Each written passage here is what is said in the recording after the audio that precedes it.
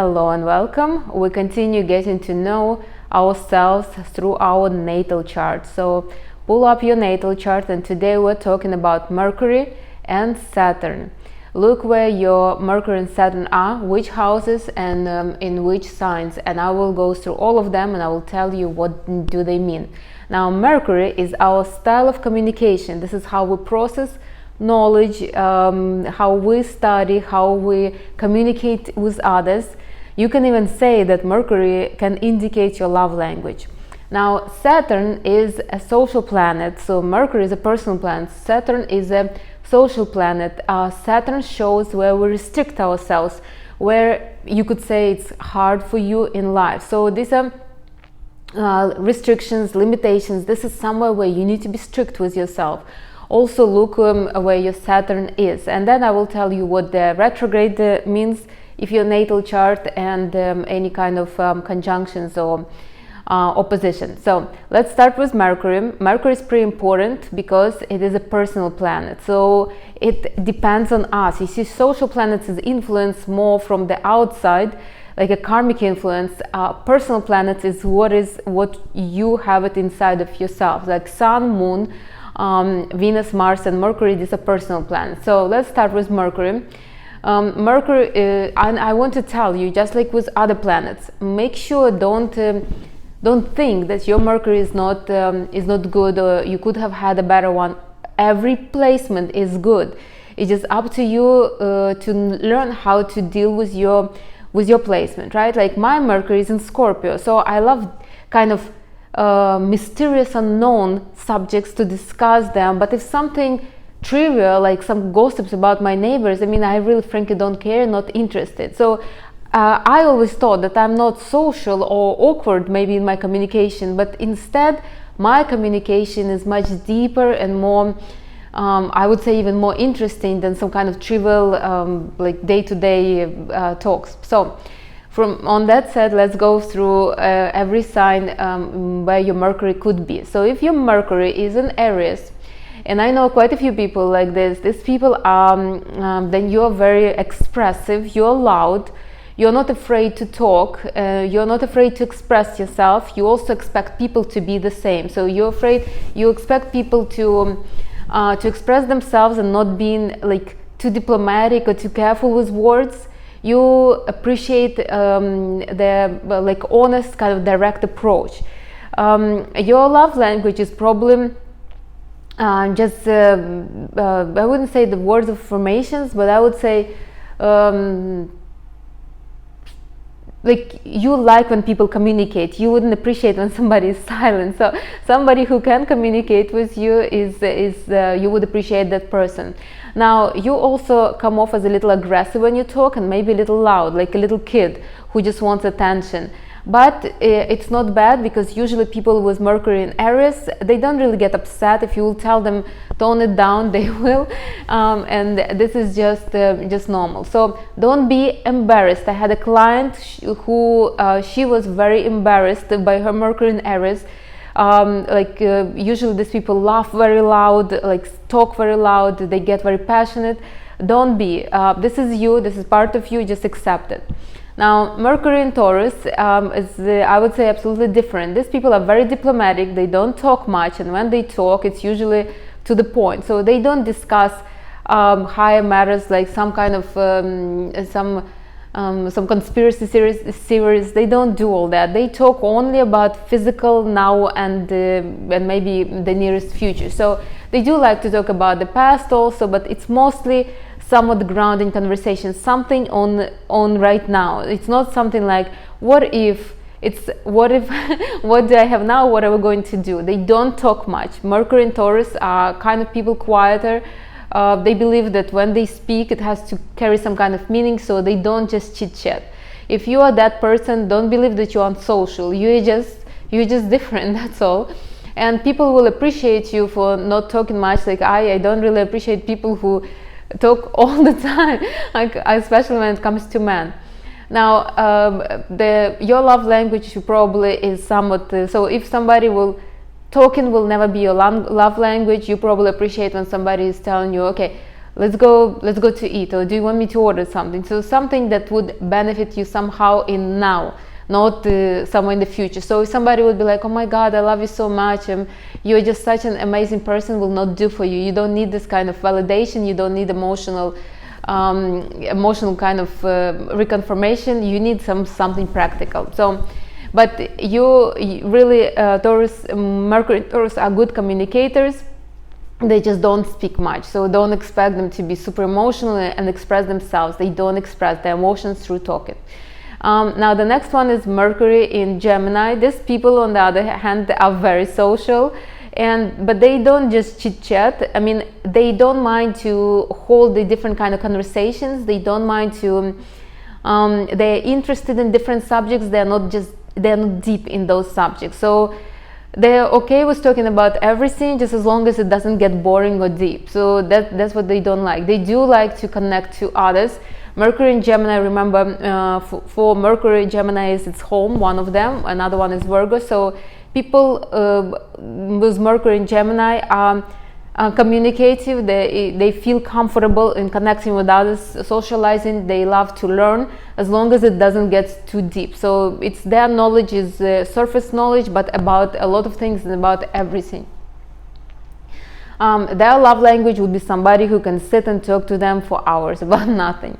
Now Mercury in Cancer is different. Mercury in Cancer is very emotional. These people, they carry their emotions on their sleeve. So they talk about how they feel. They send like these huge messages to everybody for the most part. So if they don't like something, they send a message. If they like something, they send. If you ask them a question, they send a message. Like for example, if I ask Mercury in Cancer, hey, do you want to go for lunch? And they will be like, well, I think I need to do this, but they will, all this kind of processing of thoughts, they will send it to me and almost like ask me to decide for them. So this is Mercury in Cancer. Mercury in Cancer are sensitive people, and they expect people to be sensitive towards their. So if you abruptly will tell them, hey, I'm not interested in your dilemmas, just to the point, they can get upset. So remember, whatever your way of communication is, you kind of expect it from others. So be mindful if you are talking to somebody whose Mercury is in Cancer. And if your Mercury is in Cancer, then accept yourself for what you are, and maybe just be a little less emotional with people who don't really want to hear all you have to say. So now they do love when people emotional towards them, so when they reconfirm their love and all that stuff. So now Mercury in Leo, they validate themselves, they validate others, they validate everybody, and they do want to be validated. So these people are very optimistic when it comes to talking, not only optimistic but up leveling kind of. So if you ask them, hey, have you been to this restaurant, what do you think? They will never say that the restaurant is terrible, never. They will say, oh my God, the best place I've ever been, you couldn't imagine. So it's like if they would say something bad about the place, it's like they downgraded themselves, that they even been in that terrible place. So they write the best reviews. They are not very deep into knowledge. It's not like they're sick in knowledge. They are not. They process the information very fast. They communicate. Their style of communication is direct, but yet honest. But never, they never downgrade others. So they always will say the truth, but that truth will be somewhat up leveling. Like for example, I had a long time ago a man, I would say my boyfriend, and he had Mercury in Leo. And I remember one time he said, like we were in the elevator, and the elevator had mirrors all around, and I was there, and I said, aren't you lucky you have such a beautiful girlfriend? And he said, a little chubby, but yeah, very beautiful. So he said it to me. He said, I knew that I was gaining weight at that time, but I couldn't believe a man would tell me that. But you see, he said the truth, but yet he reconfirmed that I am beautiful and that he still loves me, and whatever else he said that. But this is Mercury and Leo. They are not going to hide the truth, but whatever truth it is, they will make it nice somehow, and they expect you to validate them as well. The validation is their love language, as long as you praise them, but it has to be genuine praise though. Don't praise them about something that is genuinely not true and you don't feel. They will smell the fakeness from far away. So, but Mercury and Leo are like this. Now, Mercury and Virgo, these people are very practical, the best communicators. If you want somebody to communicate with you, the Mercury and Virgo is for you. So these people are, they will sit, they will discuss, they have everything, they remember everything, they write down everything, they have notes on everything. So if you think that you can outsmart Virgo, remember Mercury is, this is second house for Mercury, Virgo. Virgos are usually very prepared for any kind of debate, any kind of argument, any kind of conversations. If you think you will outsmart a Virgo, a Mercury in Virgo, you're mistaken. That would never happen. I mean, unless you have to be double prepared for this kind of battle. So they are non-emotional, they're very practical, they're very, I would say they're very politically correct. They would never just blurt out the truth. So they're very careful with how they position themselves, but they will win. So I would say they're very diplomatic, but diplomatic in a practical way. So not diplomatic like Mercury in Libra would be, but Mercury in Virgo also very careful about not hurting others' feelings. They process the information the same way. So they learn everything, but with the like little doubt on everything that comes, any knowledge that comes their way. So this is Mercury in Virgo. They wouldn't appreciate if you would be sending them a bunch of emotional kind of messages. They don't need that. They also would not appreciate if you would just throw the truth in their face when you're too loud. They wouldn't. They would appreciate somebody who has a cold head, who can think, who can analyze. They would love somebody like that as well. They would want. So now the next one is Mercury in Libra. These people are very flirty, almost you would say unserious. They take everything with some kind of humor, some kind of lightness. Socializing with such people is a pleasure. I mean, they just, so everything is good, everything is perfect. They don't really think about anything, analyze anything. Everything is just peachy in their life, at least through their communication. So these people flirt a lot. They make everybody believe that they're the most like kind of interesting person in the world, even if they look through you when you're talking to them. But still, they are light communicators. They are not very deep though.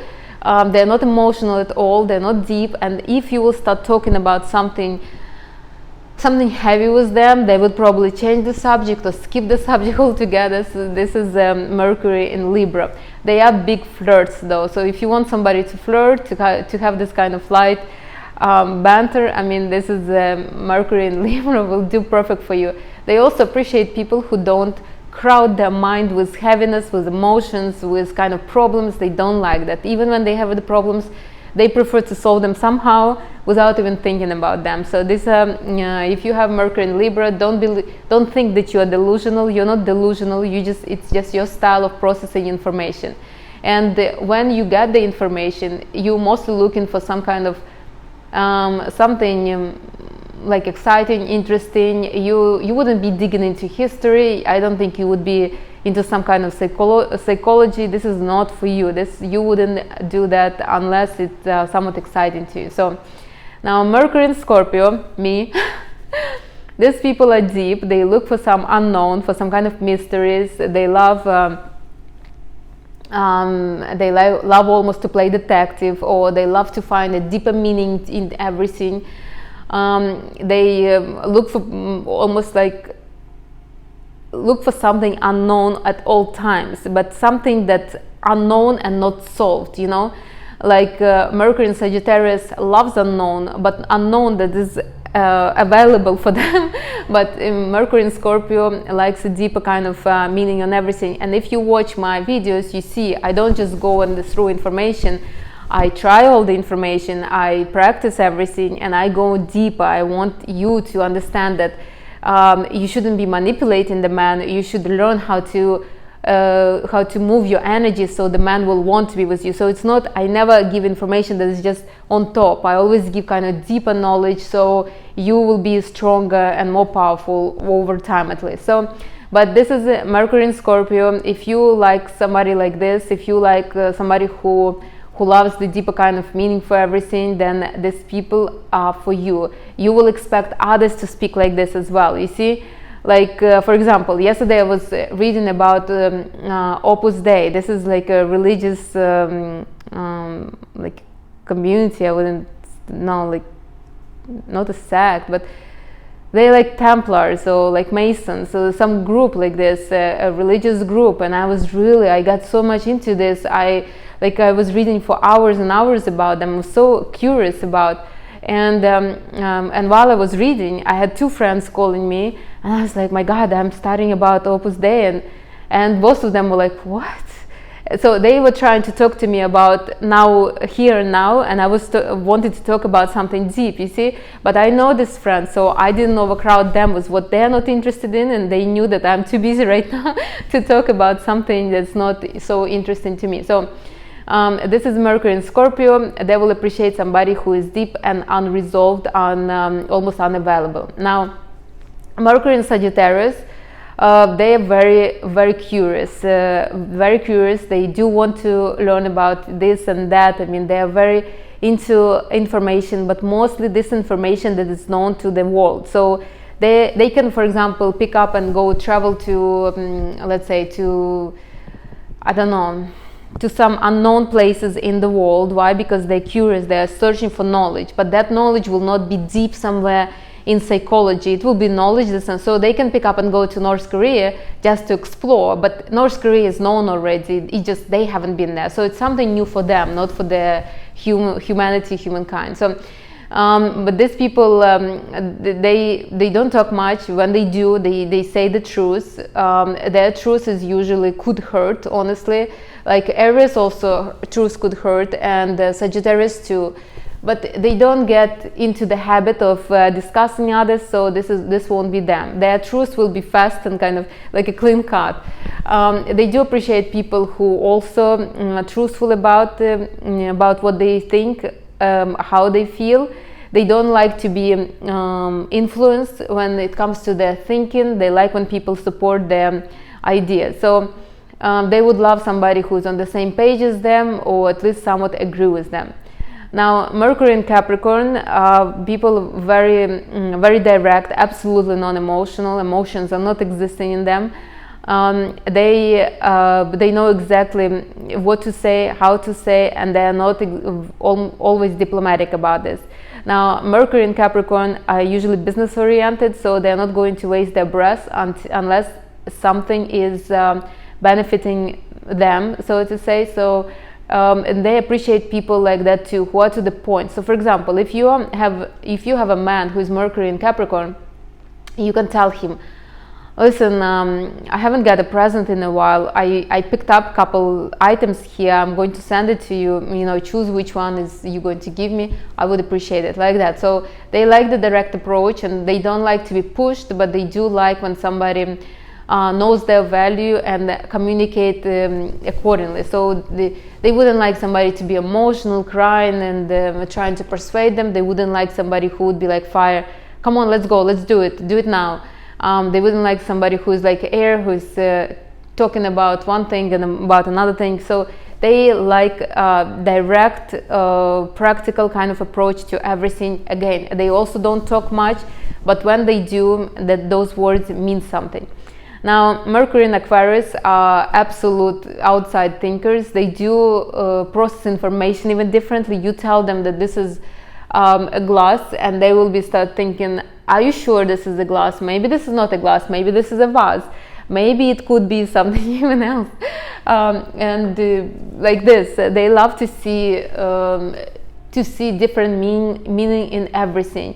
And all the information they process like this for the most part. Now, they love people who have, they love foreigners maybe, they love people who think differently, outside of their accepted kind of knowledge, and outside their accepted community standards. So they would appreciate somebody who is maybe from another culture, from another country, who can give them a different ideas. Now, Mercury in Pisces, people are deep. So this is the people that would manifest, that would sit and that would think about angels, demons, about all this kind of outside realities, outside worlds. They can talk about this. They could be, because of that, they could be they could write books about it. They are good writers because they have this kind of mind that kind of wanders here and there, and they really appreciate people who are like this too. So they wouldn't appreciate when somebody tells them the truth straight in their face, because they are not used to having the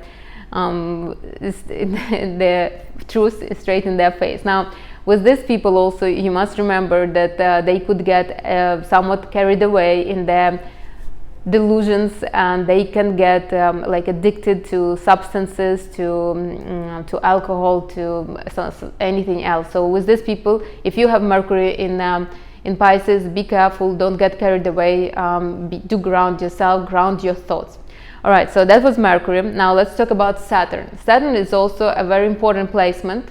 Even though it's a social planet, the placement is important because it shows where you could have some kind of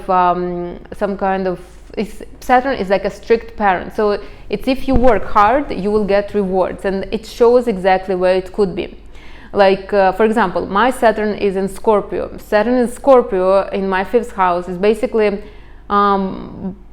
blocking my not blocking, but strict about my pleasure. All my life my Sun is in Scorpio, so I'm focused on pleasure. This is what I want, this is what I teach, this is what I teach people, to be feminine, to get pleasure easier and not work hard for it. And Saturn is something that's hard on me, so I don't allow myself to go and just eat a whole bunch of croissants because I know I will gain weight, or I don't allow myself to have one night stands here and there because I might get some kind of health issue. So I have to be strict with myself to enjoy that pleasure. So let's go through all the signs, and you will see. For the Saturn, it's better if you will be looking at what house the Saturn is, because it's social planet, it influences the houses, not the signs.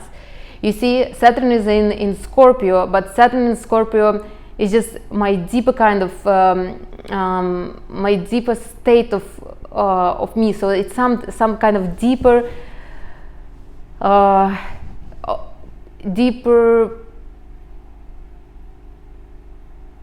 like I don't allow myself on a deeper level. So if I would have Saturn in Sagittarius, maybe it would be like Sagittarius are all about freedom, so maybe I would not allow myself to be as free, to travel as much. So the sign, I would rather look at your houses. So let's go through the houses. Don't forget to look where Mercury is in which house. This is also important. So remember, the houses are, the first house is the house of self, second is house of your personal resources, money, third house is your closest connections, fourth house is your family, the family that you were born in, your roots. The fifth house, your house, also the fourth house. The fifth house is the creation, children, maybe pleasure, something like that. Sixth house is the house of routine, your health. Seventh house, the house of relationship, partnership. So this is a relationship with man or with woman. So something like this. So eighth house is the house of rebirth, of kind of shared resources. Ninth house, the house of travel and education. 10th house, career.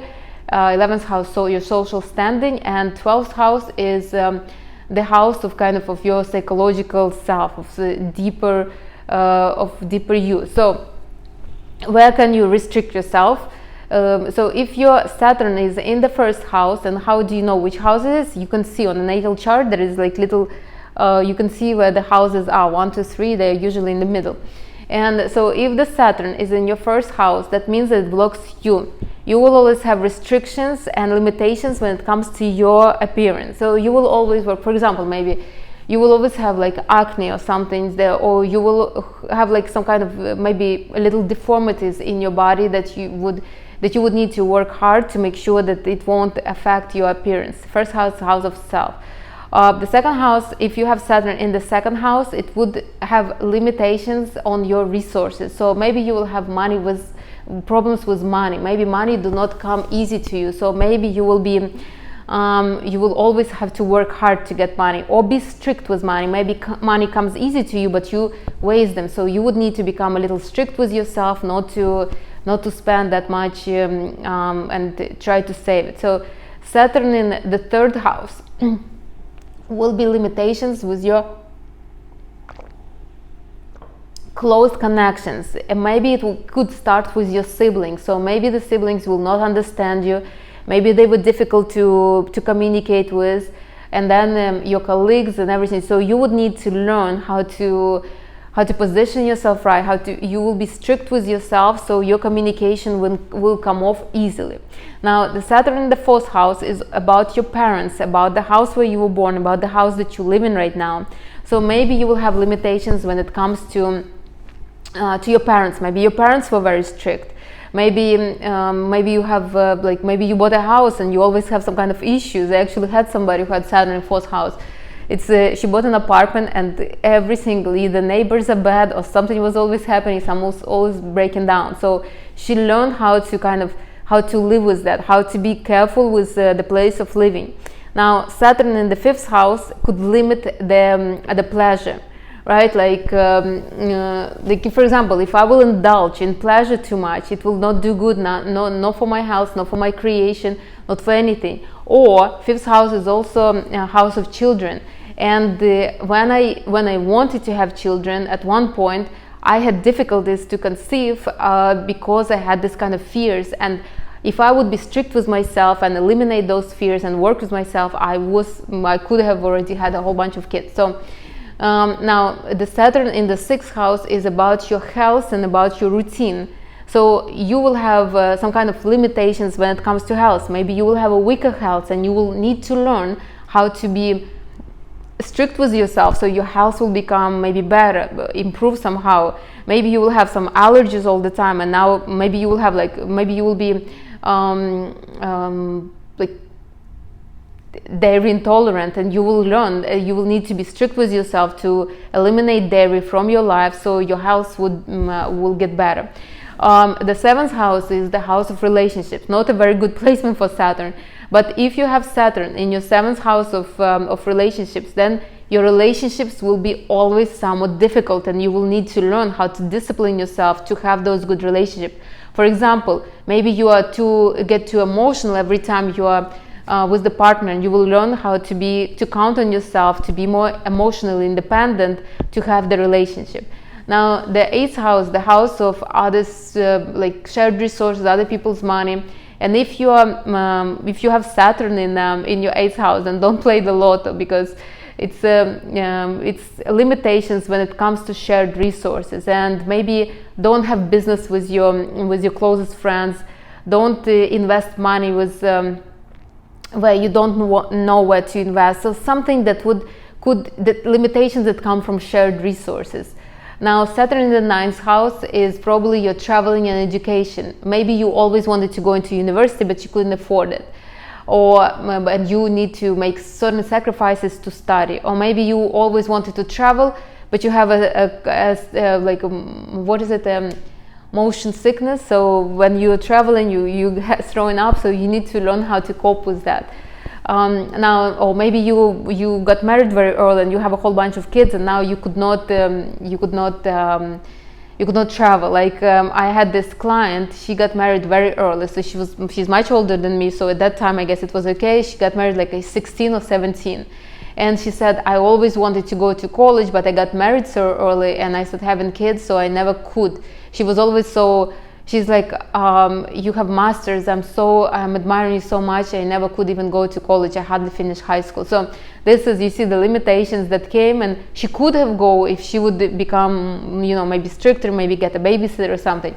Now Saturn in the 10th house, it will block your career, not block, but you will be strict, you will have to become strict with your career. So you will not move up in the career if you will not put more effort than others. So you would think that why others get promoted so easily, me not? Maybe because you have Saturn in that 10th house, and now you have to work extra hard to get to where you want to be. So now Saturn in the 11th house is probably 11th house is the society. So maybe the society will not be accepting you. Maybe you will try too hard to be accepted, try to try to impress almost others. So maybe I don't know, maybe you try in a political career and people just don't go after you, and so you try and you're doing much more than needed just to be just so others will be impressed. Or maybe you're a blogger and you're doing some kind of videos, and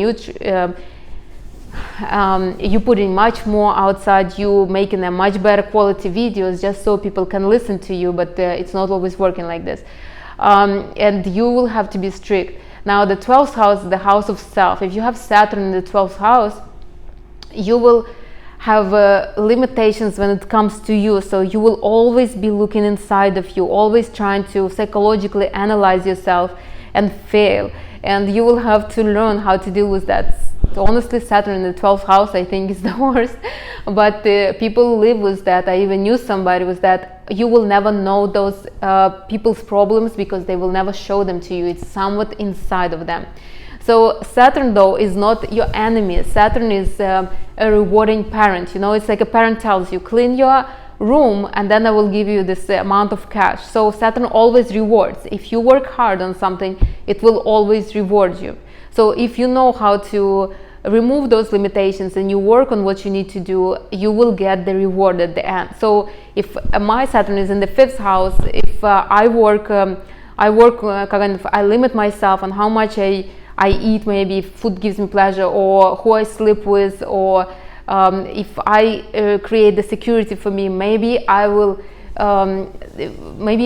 have like a friendly relationship with food, and maybe I will have a whole bunch of kids. Maybe I will have maybe I will be able to find pleasure with man without being afraid for the consequences. So what I want to say, Saturn always rewards. It's not an enemy for you. It's not like Pluto. Pluto is a little heavier. We will get to that in another video. But Saturn always rewards. Rewards after hard work, though. You need to put work to get a reward. Like I know somebody with Saturn in 2nd house, and you would say that if you would just look unconventionally, you would understand that Saturn could just block the money flow. No, actually that person gets the money. It's just they need to put more work to get the money, but money do multiply. She's investing money right now and she has a few properties, so she has the money. She always diligent about money and always watching for the money. So like that. Now Saturn is in the Sun. Saturn in a particular sign is not as important. It is important, but not as deeply as the houses. That's why I went through houses. Do look into the houses. This is social planets, and social planets are more, you need to look at the houses instead of the signs. So now let me also mention really quick about the retrograde. If you have natal Mercury retrograde, right now we have Mercury retrograde going on, you might feel like you don't know how to socialize in the society. So you might be more inside than outside. So you could be communicating, but you could be doubting your own communications. Now, when it's Mercury retrograde, you obviously, I would say, people understand you more than when it's not Mercury retrograde. Don't doubt yourself. Be more open. So you do not freely communicate every single word, and you doubt whether you said it right or you didn't say it right. Now about Saturn retrograde, if you have a natal Saturn retrograde, that's very possible because Saturn usually retrogrades for 4 months a year. The limitations that you put are usually limitations that you put on yourself, you see? So if you have Saturn in the 10th house, if it's direct, you will be like, my boss is never happy. I need to, I'm not promoted because my boss is never happy. But if you have a Saturn retrograde in your natal chart, you will start thinking, I need to work harder. It's me, I just need. So it's always inside of you. You put in limitations. You think the limitations come because of you, and maybe of your kind of not doing enough or not putting. Or let's take another one. If you have Saturn in the relationships house, right? So in the 7th house. You might have, if it's direct, you will be thinking, you know, all men are just so not good, they're just all using me or whatever, you know, whatever this negative thinking is. Now, if you will have Saturn retrograde in the 7th house, you will start thinking, maybe I'm not good enough for man. Maybe I'm not bringing enough to the table. Please don't think like this. Or maybe I'm not flirty enough or something. Maybe I'm not sexual enough, something like that. So it will be always inside. Now, it's not the end of the world, obviously. I mean, people live, and I know a lot of people. Me, I don't have retrograde planets, so I didn't experience it, but I know a lot of people with retrograde planets. It's not the end of the world. You just a little bit more focused, what is more trying to heal inside than outside. It's not outside to blame, but inside. So it's not bad. Just learn how to live with that. All right, that's it for now. Again, today we covered Mercury and Saturn. I will see you in the next video. If you have questions to ask. Bye, everybody. Enjoy your day.